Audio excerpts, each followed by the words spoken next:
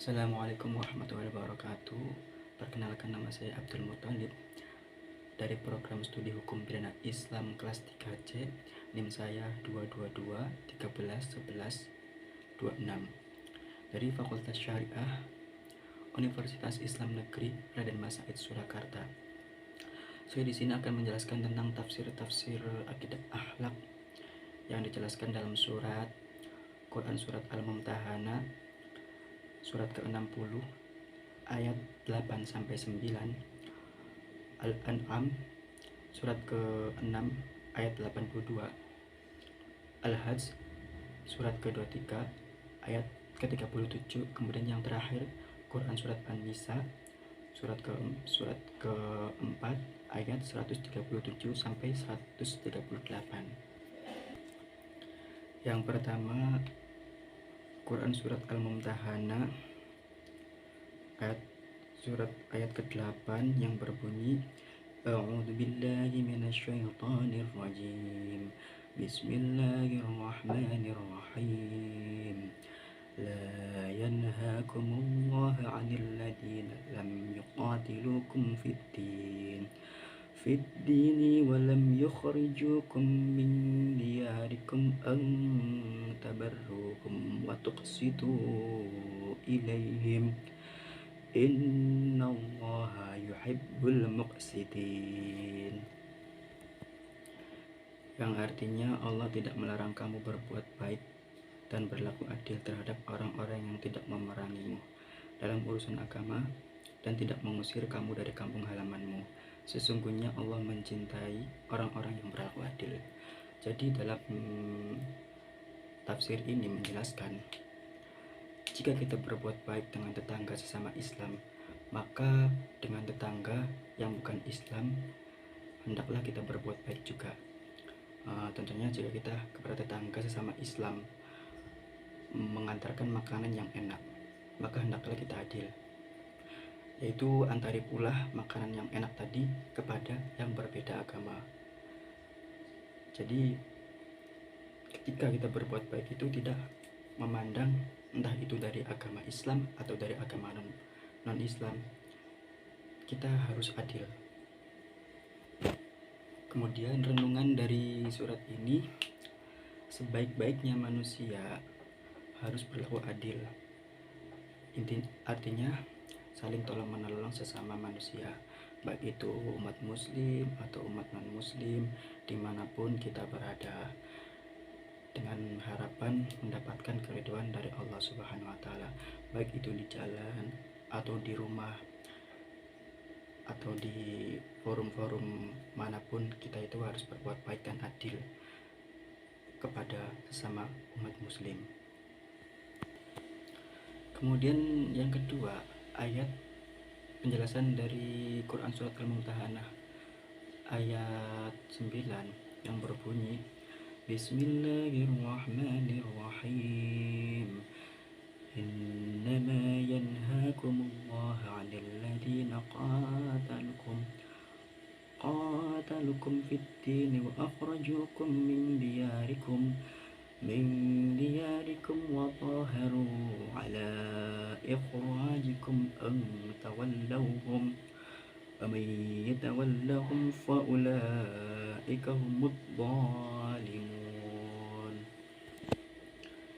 Yang artinya, sesungguhnya Allah hanya melarangmu berteman akrab dengan orang-orang yang memerangimu dalam urusan agama, mengusirmu dari kampung halamanmu, dan membantu orang lain dalam mengusirmu. Siapa yang menjadikan mereka sebagai teman akrab, maka itulah orang-orang yang zalim. Maksud dari penjelasan surat ini, orang yang membuat hubungan baik dengan musuh yang jelas nyata memusuhi Islam, memerangi dan bahkan sampai mengusir atau membantu pengusiran, jelas yaitu orang yang menganiaya, sebab dia telah merusak strategi atau siasat perlawanan Islam terhadap musuh. Tandanya orang yang membuat hubungan ini tak imannya tidak ada gairahnya dalam mempertahankan agama. Sama juga halnya dengan orang yang mengaku dirinya sebagai orang Islam, tetapi dia selalu berkata seperti ini: bagi saya, segala agama itu adalah sama saja, karena sama-sama baik tujuannya. Orang yang berkata begini nyatanya bahwa tidak ada agama yang mengisi hatinya. Kalau dia mengatakan dirinya Islam, maka perkataannya itu tidak sesuai dengan kenyataannya. Karena bagi orang Islam sejati, agama yang sebenarnya itu hanyalah Islam. Jadi renungan dari surat Quran Mumtahana ayat yang ke-9 ini, bahwasanya berpandai-pandailah kalian memilih teman. Contohnya saya juga harus berpandai-pandai dalam memilih teman, mana yang teman yang patut untuk kita temani, dekati, dan mana yang teman kita harus jauhi. Artinya dia ketika dia berlaku buruk atau kurang baik dan sebagainya, maka jauhilah, karena itu akan mengundang sifat-sifat kejelekan yang mungkin kita juga nanti akan terjerumus dalam pergaulan teman kita yang buruk ini. Berteman boleh sesama siapa saja, yang penting sewajarnya. Ketika dia berbuat yang tidak yang dilarang oleh agama, maka jangan ikuti dia. Artinya dari situ dia sudah sesat dan kurang menaati agamanya sendiri. Itulah renungan dari ayat surat ke-9 Quran surat Mumtahana. Kemudian penjelasan dari tafsir berikutnya yaitu Quran surat Al-An'am ayat 82 yang berbunyi Bismillahirrahmanirrahim. Alladzina amanu wa lam yalbisu imanahum bidulmin ulaika lahumul amnu wa hum muhtadun. Yang artinya orang-orang yang beriman tidak mencampur adukan iman mereka dengan kezaliman. Merekalah orang-orang yang mendapat rasa aman dan mendapat petunjuk. Ayat ini menjelaskan bahwasannya apabila iman telah tumbuh, hendaklah disayangi dan disisipi terus. Jangan dibiarkan masih ada sisa kegelapan di dalamnya. Apabila sekali telah mengakui, telah beriman bahwa diri bertuhan pada Allah, hendaklah iman itu dipupuk dan dipertinggi lagi, dan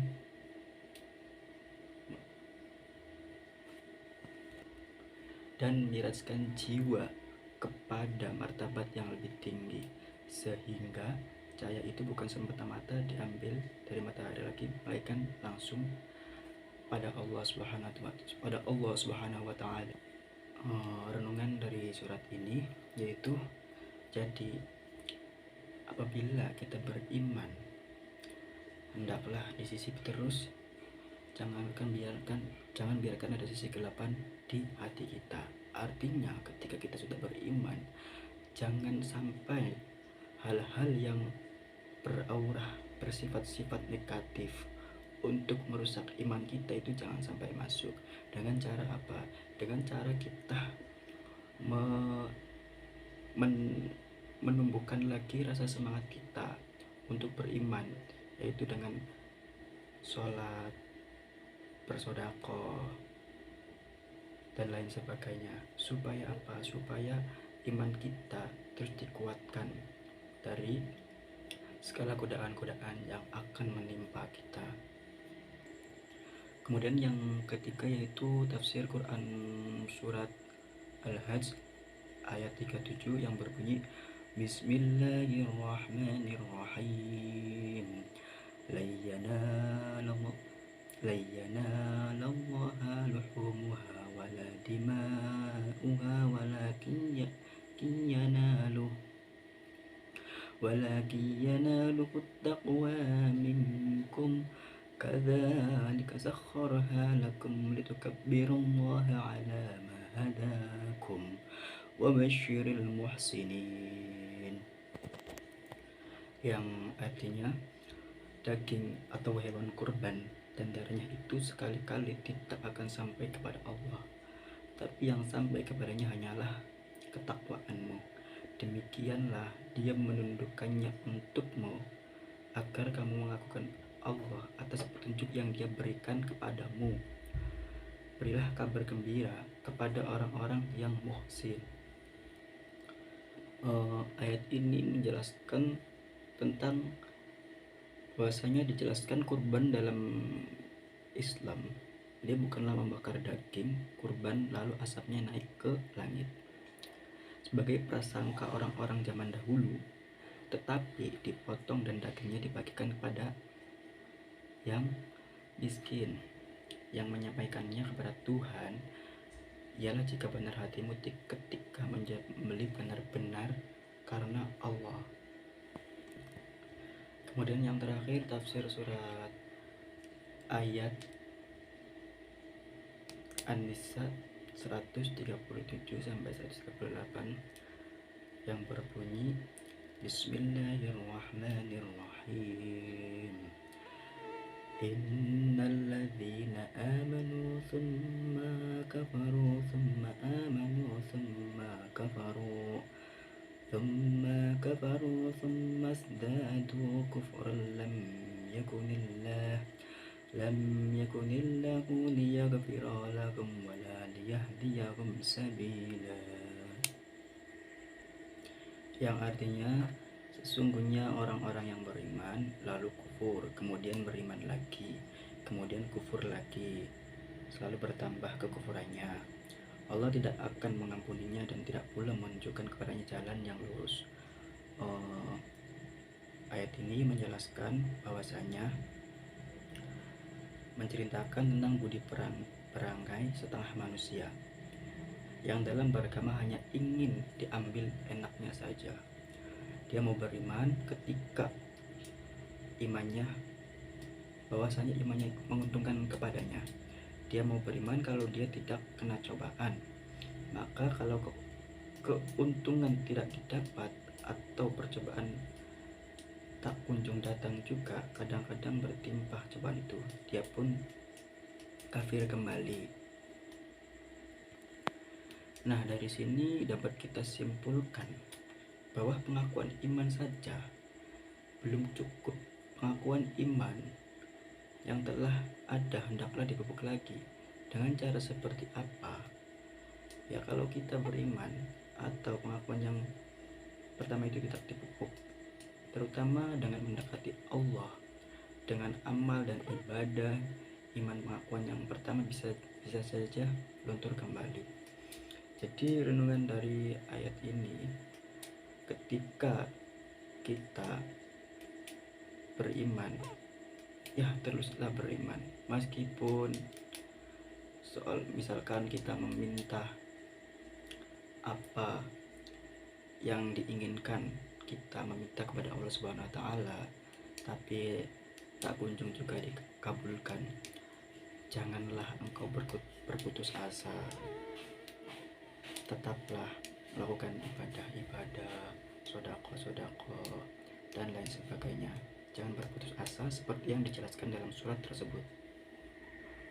Kemudian yang terakhir dari surat An-Nisa, yaitu yang berbunyi Bismillahirrahmanirrahim. Wa basyiril munafiqina bi anna lahum 'adzaban alima, yang artinya berilah kabar gembira kepada orang-orang munafik bahwa sesungguhnya bagi mereka azab yang sangat pedih. Ayat ini menjelaskan yang berarti maksud dari kabar gembira, Rasulullah SAW menyampaikan kabar itu kepada seseorang yang munafik, sebagai suatu ejekan karena mereka menempuh jalan yang salah dalam kehidupan mereka dengan maksud hendak mencari keuntungan di belakang dari yang salah dalam kehidupan mereka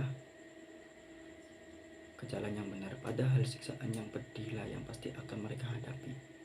Dengan susun kata seperti ini, nyatalah bahwa pengharapan mereka itu hampa adanya. Jadi renungan dari surat ini untuk untuk saya dan semua teman-teman, bahwasanya kita sesama umat muslim itu jangan sampai saling ejek mengejek, atau sesama saudara, sesama teman, kerabat dekat manapun, jangan pernah saling mengejek. Maka jika saling mengejek, maka akan turun azab yang sangat pedih dari Allah Subhanahu wa taala. Hendaklah kita berbuat baik kepada teman, saudara, keluarga, dan lain sebagainya. Ya, mungkin itulah penjelasan dari saya tentang tafsir akidah akhlak, mengenai penjelasan dari keempat surat tersebut. Kurang lebihnya mohon maaf dari saya bila ada salah kata, penyampaian yang kurang baik, dan salah pengucapan yang mungkin kurang enak didengar. Kurang lebihnya mohon maaf. Wallahul muwaffiq ila aqwamit thoriq. Wassalamualaikum warahmatullahi wabarakatuh.